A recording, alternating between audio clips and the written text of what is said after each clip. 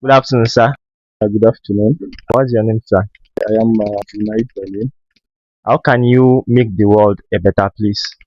Okay, to make the world a better place, okay, it depends on the life experiences of individual and then how you see life, generally. However, one thing that one have to know is that there's something called humanity. In this part of the world, we have the most religious people. However, when you compare ourselves and what is happening in society, then you know that something is definitely wrong. What's a religion without humanity? The first thing in life is humanity. And people misconcept, people have like the leaders or imams, pastors. It's all about people, pushing some ideology into people where they become subjective without teaching what is really humanity. I believe every religion talks about humanity first. But unfortunately, during the indoctrination, as in when the indoctrination, they put the humanity part and then the slavery of the religion part of it, so which is very bad.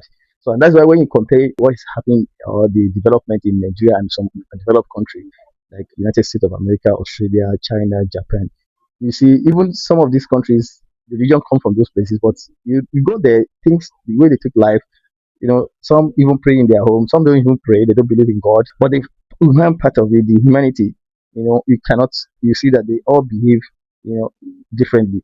Go to Saudi Arabia, go to even the Arab countries. Forget about all these media you people just didn't. I've been to almost 4, 5 continents of the world. So I can tell you authoritatively, or based on my experience, that one thing that could make this life better, especially in Nigeria, is if you can think about humanity first. Humanity first, humanity second, humanity third. Exactly, because having empathy with people, maybe even compassion, I think people have lack this compassion towards people this time, and they have this negligence on what is happening to other people around the region. So I believe also that having this compassion or empathy and putting humanity first actually would make the world a better place. Yeah. I just want to ask you if maybe in the past week have you done a certain action or something that you think had maybe improved humanity as a whole or even make the world a better place? Yeah, definitely. That's always been part and parcel of me. And I'm the kind of person that I'm not a lousy person. I don't like doing things where people like, okay, I'm doing this and maybe no, no, no, no. On my own part, I know because I'm a teacher, I'm a lecturer. I lecture in an international university outside Nigeria. So uh, and I'm only on holiday in back in Nigeria. So everything I do, I impact that from my student. When I was even in Nigeria, I lecture in Federal University, and then today I'm still in contact with most of my students. So and even during Ramadan, I know what I did to people to encourage humanity. Somebody that okay, this one less privileged, you do this, you give them. But I go beyond that because I believe you cannot keep giving people, fish every now and then. Just why not just encourage them and do things that can change a whole generation. Uh, so, for instance, even some people I sponsor students in the school fees, and because that's what I rather do that than even a family member approaching me to, oh, you want to do this, but I don't do that. They know me. But school fees, I can go even my last couple. I can okay because that alone is something that you cannot use money to buy outside. And these those children also they can when they become better person they can. My own watchword is this: you take one person, you encourage them, empower them. At least they can also empower like 10. So before you know it, the whole world becomes better. I have somebody or like one of my students that was into this charity NGO, but he was coordinator, and then it was not like, okay, keep begging people. And then I said, no, you are doing PhD. Why not just look at another ideology entirely? Why not just like, okay, some of this, encourage them, give one money to one or two people, whereby they establish them in a particular field of vocational study or one training. By the time the person just said, okay, to give back, you must also train another one person or two. Before you know it, in 10 years, that cycle we continue and then the world will become a better person rather than just like okay this one come and imagine you give this you give 10 for how long you want to do that so so on my own part that has been my own philosophy and I've been doing that without any noise because I'm very private person so I don't yeah so I believe if we have more people doing some of these things then the world will have become, could become a better person. It may take time, Yes, but it takes. it's better to have people that have the ideas and the Yeah. ideology, and then embrace this kind of ideology, and then keep doing one or two things to encourage other people to also engage in this kind of acts. Then before we know it, we will have a better world. Yeah, because like people don't even understand that starting small or even doing something small could okay increase and it could keep piling up and it Yeah. makes the world We better. cannot all be a Dangote. We cannot all be like Todola and the likes. No, that's why when you see people abusing the government, abusing this and that, what have you done on your own part? You cannot say because they are leaders. Leaders they come from us. If even when you're a follower, you could not do anything on it to impact on the human life or anybody. Definitely, even if you are the president tomorrow, you will not be able to do anything. It's just that's the reality. And when you look at the system United States are using, when they say, oh, they deny people visa, these are the things that people don't know that they look at it. They look at your artist there, okay, you're in your country, okay, you said you are this age, and there's nothing to show that, okay, you've contributed any impactful in Nigeria itself. Then I will grant you to go and, because when you get there, you know, even if they are doing some menial job, whatever job you're doing there, you will not be able to impact on the American side. So they don't want people that they can. That's why even some people that are just civil servant here and like they rather give you the visa because they know okay, you have a sense of belonging, you have a sense of life, that you're making impact already in Nigeria. So they want to make you to come to their country because they know that you definitely make impact. But you that have not done anything or maybe you're into something criminal, they won't definitely want you.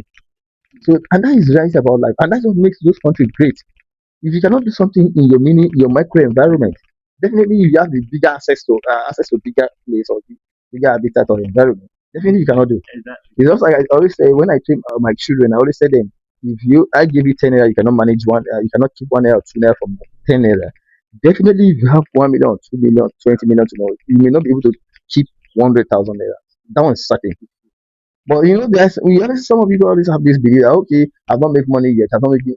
If you cannot manage micro, when it become mega, definitely it's same. You keep giving one excuse or the other because you're like, okay, I want to buy Ferrari. Oh, I only make 100 million. I cannot see buy a Ferrari yet, but let me wait. So by the time you make that money, you buy a Ferrari. You forget humanity. So that's just the truth about the life. Very like I'm very inspired right now because even me in my insight I had have this dream or goal for my own sake. I'm trying to maybe bring awareness to people that everyone have a responsibility to take. So I'm trying to bring awareness to people and how to impact lives and also make the world a better place. So that's very good. Thank you very much. So I want you to give maybe even one advice on how a person can start just a little they can do in maybe improving humanity and making the world a better Okay, I can see you are still very young, place. and then during my experience so far with because I deal with undergraduate, postgraduate students, and at least I know what the life experiences of the youth nowadays. What I realize that is lacking mostly is we have many Nigerians that are not diligent, especially the youth. You don't just stand because okay, I'm a first class or I'm a second class degree or that, and then oh my father have been looking for opportunity. No, even now I do encourage you. I said, look, before you graduate, there are many things you could do during your high tea, during your sideways or some of Yes, these little things. What you can do is that's starting small. We're talking about. You don't wait till when you graduate or when you go to NYSC. No, when you cannot do all those little things before then even by the time the NYSC 1 year will go and come. You come and go. And the question will be, what have you achieved? Nothing, except that you're collecting the salary. And that's the same thing see happen. That's why I laughed it today when people say, oh, okay, what course are you doing? I must do engineering, I must do MBBS. Forget about it. People are doing, even people that does not go to school, but with the right skill, they are making millions, money. exactly. There are many opportunities boundless there. It's just that unfortunately we have youths that are very lazy nowadays. I mean that they That okay. It's all about okay. You see somebody doing something and they, oh come and teach me. That is average what we have. I do see it online every time. yes, When you see okay, someone you see one person talking about the story about oh come and teach me. Say that why can't you just sit down? Look for a why must you wait for somebody that is already successful and looking what to follow? No. And even if I teach you everything, most likely you will fail because you don't know you don't what have the passion. person went through. It's a system. Yes, It's a system. When you see the Dangote and the hospital today, do you think it started today? Some of never. them, you go and look at their history. Some of them started as far as back as 80 something, 70 something. That's almost 40 years ago, 20 something years ago, 57 years ago. So maybe they make it after 20, 30 years. Yes, So you cannot say you want to go into their system, you copy them or whatever. No. So when you form your own niche, you have to grow gradually. But when you're growing, set a goal, set a target. That is what we are lacking here. When you look at the abroad, when they give you a job, they ask you, these are your job description. But you must have a target, KPI. We call it KPI. So what's your KPI that you must achieve annually for you to say, okay, they will renew your contract or not? You don't have that. But even in the job, you can set this, like, okay, I'm an entrepreneur, I'm into this, okay, my target is in the next 5 years, I want to build a bigger this. Don't overdream. That's another thing. Don't be too ambitious.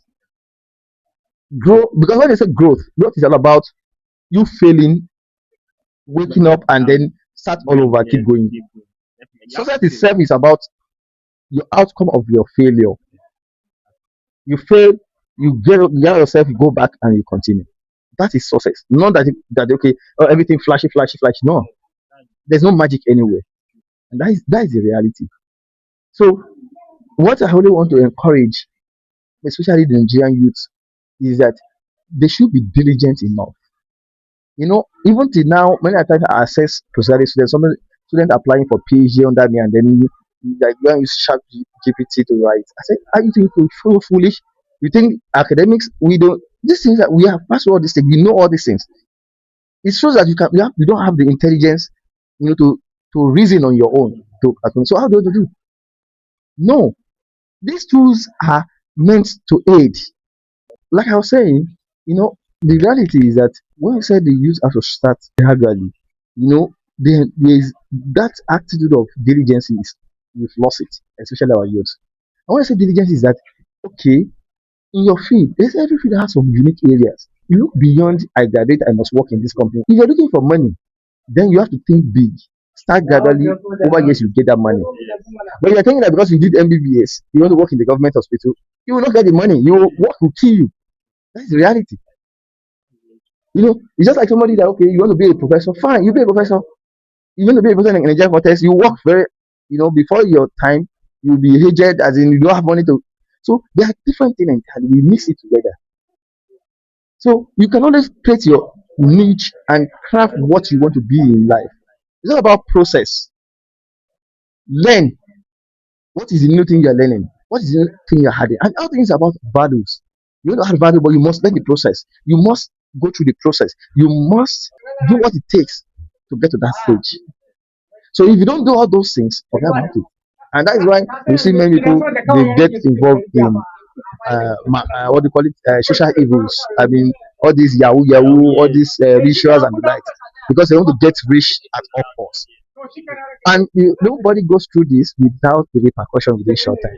That's the reality. So when you see all the Dangote this is because it takes time. Their success today is a very long history. So and that is the reality. So for one to be successful, that perseverance, that due diligence, because I keep mentioning due diligence because this is one thing that is very lacking in the youth of today. You just want to go to this business just like that, you go to the business, then you rush out. But it's a process. If you are doing just okay, I'm doing this business, okay. You evaluate every time, you have a record, you're just evaluating your record every now and then. That's why I tell people that school is not scam. So when you see somebody say, okay, what I want to use my course, even if it's Yoruba or any language, you need a language, these processes of, okay, you did seminar, you did this and that, you write final year project, all those things are a particular, there are some specific skills in it. But because you apply for this job, but funny enough, any job you go and do today, some of those skills are required there. So irrespective of the course you study, if you cannot make use of your analytical reason for what you study, maybe when you're writing your final year project, or when you're doing your teaching practice, or when you're doing all some of these things. So those things are not something that you don't apply for. It's just that in Nigeria we all believe you like to put some papers, and that is where the problem lies. But in overseas, it's all about okay, we need these skills. They will specify, okay, we need somebody that can very good, competent in maybe Microsoft Word, PowerPoint, all kind of things. So even if you are first class product, if you don't have the skills, they will just like, no, we don't want you. Because this is not where you want to come and be writing an exam. No, it's about how can you analyze things for us? How can you improve us? This thing. So that is what makes the world better. when you go to compare to Nigeria, you know, look at this place now. There are good minds here. Some of the natural resources we have here in this Yankari, in some places don't even have 10% of it, and they're making millions of money. For instance, in Malaysia, if you're in Malaysia, they even have to convert some places a private thing to just like a private reserve area, and they make millions from it. People come from everywhere in the part of the world because, like anywhere they're going to make as a tourist center, they make sure that they provide exotic, lifestyle there and everything. So you will be forced to, oh, I want to enjoy myself. You spend a lot of money and you see the value for the money, you know, and that is what is we're lacking in Nigeria context. So my watchword of equipment is due diligence. Starting gradually and setting the goals. Don't just set the goals. There are milestones. When I teach success methodology. I have PhD students. Even while we are applying to study PhD, we ask you, you set your objective, you set your milestone. Each objective, what are the milestones for you to achieve this objective? Then what are the timeline, which is what we call the Gantt chart. So you must link this together. And that's the difference between overseas and Malaysia and Nigeria here. So for you to go apply for this, you must have all this as a timeline. You set the timeline, okay, I want to graduate in the next 3 4 years. Not that those places they just no. You have to also graduate 7 10 years there. But the difference is that you set your goals and there are milestones. So we evaluate you based on those milestones yourself. So if it's 100, okay, this is after 1 year. Your milestone is supposed to be milestone 6 and you're in milestone 2. Then the question is, what's the problem? We put you on probation. We realize that this thing is becoming something that you cannot achieve. Then you advise is that you drop the program, go and do something else with your life. You don't need to keep wasting your life. But if you think that okay, you are okay wasting as in you want to spend love, it's okay, it's allowed. So far, I'm not wasting the resources of the university, I'm not wasting the resources of anybody's resources. It's fine, it's yours. So you can see, so all these things, they are skills within the timeline of what people can achieve. So it's irrespective of you're in academics or you're not in academics. These are things that it's about setting a goals. What are the milestones for the goals and how you achieve them? So they're all going together. So even if you are doing business, you can use the same skill because you want to establish business. You just thinking that okay, the money will flow in. No, it doesn't work that way because you have to think about your capital. How growth you want for the capital to be in the next 5 years. You set the time like after year one, okay, I have social capital. I want to like okay 5%. Don't just put a bogus goals or milestones. No, it doesn't work. Setting high expectation It leads to does disappointment. it Actually, doesn't work that way. So put a gradual process. You see the curve. You see the linear curve going, make sure it's right. not exponential like that. No. So then you do assessment of okay after 1 year this is what you want. So you reevaluate it and say okay maybe after 1 year okay, have you achieved? Even if you have not achieved, you give room for the adjustment, and that's the essence of the evaluation. Okay, so that is my watchword. Thank you very very much. I'm really even inspired and even it impacted me most because I also in a certain stage of my life where I'm confused and there's no clarity on what I'm doing. But I just believe, in God and pray, and I still keep striving and I'll keep that due diligence you mentioned, and I hope to also impact others watching this and improve the world to make it a better place. So thank you very very much, sir. I really appreciate it.